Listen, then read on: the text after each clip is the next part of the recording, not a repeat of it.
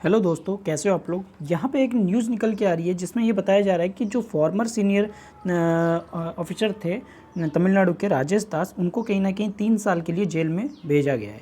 ठीक है, किस मामले में इनकी है, सेक्सुअल हैरेसमेंट के केस में इनको कहीं ना कहीं जेल में जो है भेजा गया है। ठीक है, क्या क्या था मामला, इनके बारे में पूरी जानकारी लेते हैं।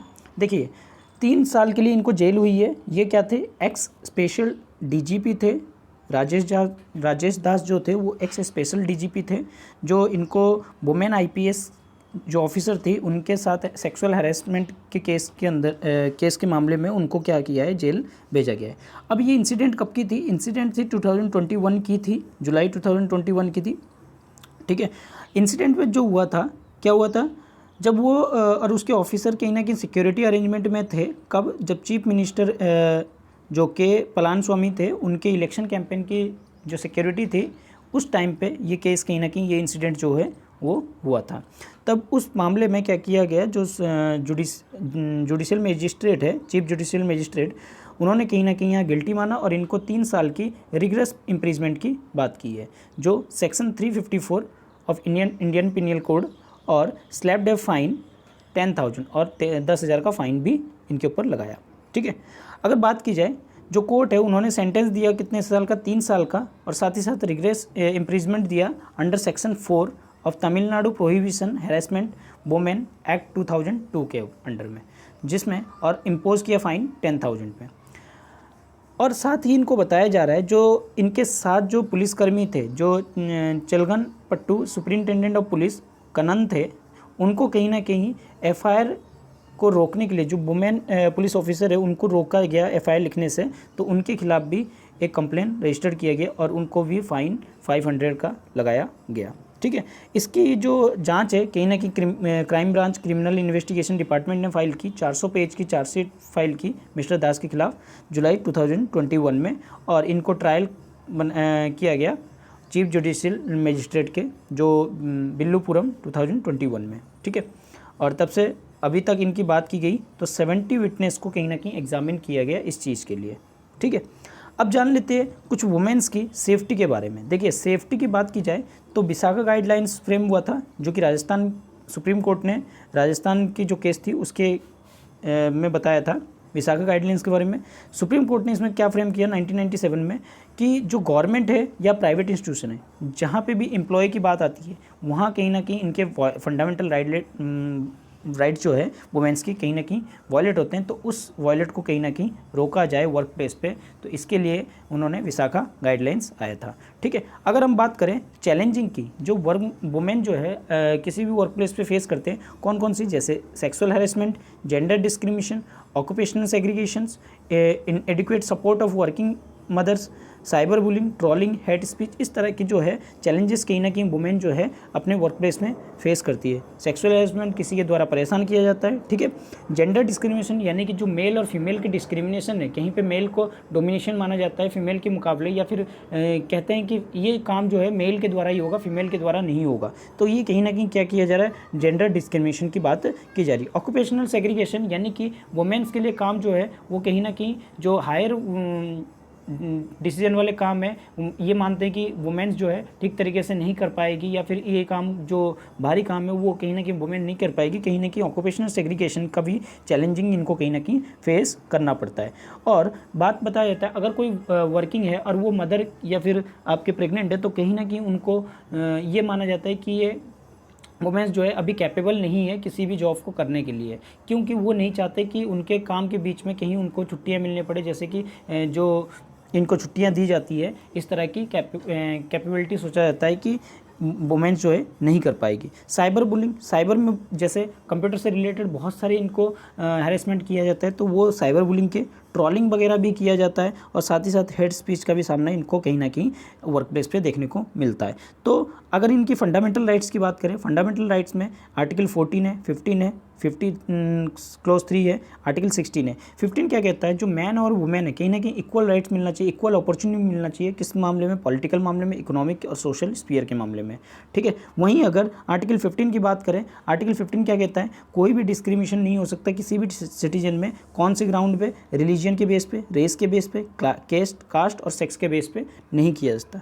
आर्टिकल 15 सब क्लोज 3 क्या कहता है कि एक स्पेशल प्रोविजन बनाना चाहिए स्टेट्स को जो कि अफर्मेटिव करे जो डिस्क्रिमिनेशन हो रहा है वुमेन्स के खिलाफ। ठीक है, अगर आर्टिकल 16 की बात करें तो कहीं ना कहीं इक्वल अपॉर्चुनिटी देता है सभी सिटीजन को, किसमें, पब्लिक मैटर में। ठीक है, मैटर्स ऑफ पब्लिक, यानी कि जॉब वगैरह में या फिर रिजर्वेशन वगैरह में, तो इनमें कहीं ना कहीं इनको इक्वलिटी देनी चाहिए। ठीक है, अगर गवर्नमेंट मीजर्स की बात करें वुमेन्स की प्रोटेक्शन की, तो क्या क्या है इनके लिए, protection of women and domestic violence act 2005 है। ठीक है, नेशनल कमीशन फॉर वुमेन्स है, मिशन शक्ति, सखी और उज्ज्वला स्कीम, और भी बहुत सारे स्कीम हैं जो मैंने यहाँ पे मेंशन नहीं किए हैं। ठीक है, तो ये कहीं ना कहीं कुछ ऐसे मेजर्स भी लिए गए हैं जिससे कि वुमेन्स को प्रोटेक्शन जो है मिल सके। ठीक है, आगे बात करते हैं लेजिस्लेटिव फ्रेमवर्क क्या बनाया गया, जैसे protection of women domestic violence act 2005 बनाया गया, डाउरी प्रोहिबिशन एक्ट 1961 बनाया गया, सेक्सुअल हैरेसमेंट वर्किंग प्लेस जिसको पॉस एक्ट भी कहते हैं उस 2013 में बनाया गया, protection of child from sexual offence 2012 में बनाया गया। तो इस तरह के कुछ लेजिस्लेटिव फ्रेमवर्क बनाए गए हैं जिसके कारण से वुमेन की सेफ्टी को इंश्योर कहीं ना कहीं किया जा रहा है। ठीक है, अगर हम पॉस एक्ट की बात करें, पॉस एक्ट क्या कहता है, इसकी अगर बात करें, ये कहीं ना कहीं विशाखा गाइडलाइन से जुड़ी हुई है, जो क्या बताया, Vishakha and others versus state of Rajasthan 1997 की केस है विशाखा गाइडलाइंस के ऊपर। इसमें क्या बताया गया, जो गाइडलाइंस फॉर्म होगी basis of sexual harassment of women at work place 2013 के अंडर में की जाएगी। इसकी जो मैकेनिज्म है, इसके जो काम है वो क्या करेंगे, एक्ट जो है डिफाइन करेंगे सेक्सुअल हैरेसमेंट को किसी भी वर्क प्लेस पे, और उसके लिए कोई मैकेनिज्म बनाया जाएगा जिससे कि उनके कंप्लेंट को किसी तरह से रिड्रेसल करा जाए। ठीक है, हर एक एम्प्लॉयर को रिक्वायर्ड है क्या, एक इंटरनल कंप्लेंट कमेटी बनाना। ठीक है, हर एक ऑफिस में। ठीक है, जहाँ पे उसकी एम्प्लॉय जो है 10 या 10 से अधिक एम्प्लॉय जो है वर्क कर रहे हैं। ठीक है, अगर हम कंप्लेंट की बात करें, कंप्लेंट कमेटी जो है वो कहीं ना कहीं उनको पावर होगी सिविल कोर्ट की, जो कि एविडेंस को क्या करेगी, इकट्ठा करेगी। कंप्लेंट कमेटी जो है जरूरत पड़े require to provide conciliations before initiating any inquiry, अगर इंक्वायरी से पहले अगर कोई कॉन्सिलेशन करना चाहता है तो वो भी प्रोवाइड की जाएगी, और साथ ही साथ रिक्वेस्ट करेगी कंप्लेंट के लिए। ठीक है, रिक्वेस्ट कर सकती है।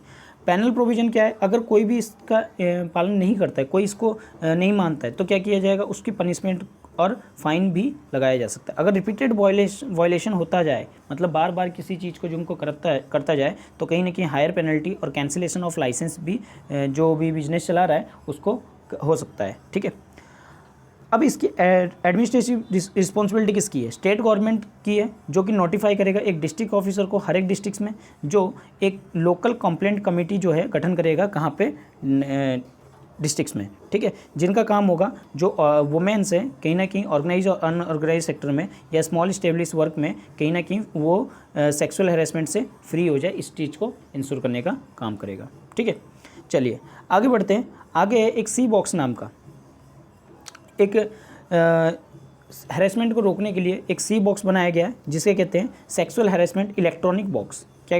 क्या कहा गया है, sexual harassment of electronic box. ये किसके द्वारा लॉन्च किया गया, ministry of women and child development द्वारा, और ये एक सिंगल विंडो है जहाँ पे हर एक वुमेन जो है वो क्या कर सकता है, अपने वर्क के स्टेटस वेदर वर्किंग और ऑर्गेनाइज्ड हो या अनऑर्गेनाइज्ड हो या प्राइवेट हो या पब्लिक हो, अपने कंप्लेंट को क्या कर सकता है, रजिस्टर कर सकता है सेक्सुअल हैरेसमेंट के खिलाफ। अगर कोई भी वुमेन सेक्सुअल हैरेसमेंट को फेस करता है अपने वर्क प्लेस पे, तो कहीं ना कहीं कंप्लेंट को इस पोर्टल पे क्या कर सकता है, रजिस्टर कर सकता है। एक बार अगर कंप्लेंट सबमिट होती है सी बॉक्स में, ये सीधा कहाँ भेजा जाता है, अथॉरिटी को, जो उस जुरिडिक्शन के अथॉरिटी को जो एक्शन को ले सके इस मैटर में। ठीक है, चलिए अब इसका वे फॉरवर्ड क्या होना चाहिए। वे फॉरवर्ड होना चाहिए सबसे पहले जो जेएस वर्मा कमेटी है, उनकी जो रिकमेंडेशन है सेक्सुअल हैरेसमेंट के ऊपर, कहीं ना कहीं उसको ठीक तरीके से इंप्लीमेंट करना चाहिए, उसको अच्छी तरह से इंप्लीमेंट करना चाहिए, ताकि ये वुमेन्स के अंदर डर की जो फियर है कहीं ना कहीं वो निकले। ठीक है, उसको कहीं ना कहीं ठीक तरीके से इंप्लीमेंट होना चाहिए। ठीक है, दूसरा इनके एक्सपेंडिंग करना चाहिए स्कोप्स को। ठीक है, इनके स्कोप्स को जो है कहीं ना कहीं एक्सपेंडिंग करना चाहिए, और इनके जो रिस्पॉन्सिबिलिटी है, एम्प्लॉयर की जो रिस्पॉन्सिबिलिटी है, उसको कहीं ना कहीं ठीक तरीके से उनको निभाना चाहिए। और साथ ही साथ वुमेन्स जहाँ पे वुमेन्स की वर्क कर रहे हैं, कहीं ना कहीं वहाँ सेफ्टी मेजर्स ले, जैसे कि अगर मान लीजिए अगर कोई वुमेन्स नाइट में स्टे करती है या वर्क करती है, तो कहीं ना कहीं उसके लिए बेटर प्रोविज़न करना चाहिए, उनकी सेफ्टी से रिलेटेड उनको प्रेगनेंसी के टाइम पर जो लीव दी जाती है वो दिया जाना चाहिए। ठीक है, तो इस तरह के कुछ मेजर्स हम लेके कहीं ना कहीं जो वुमेन की सेफ्टी है उसको कहीं ना कहीं सॉल्व कर सकते हैं। तो ये था हमारा आज का एनालिसिस। अगर आपको ये एनालिसिस अच्छा लगा तो लाइक कीजिए, सब्सक्राइब कीजिए और अपने दोस्तों के साथ शेयर करना ना भूलिए। Thank you.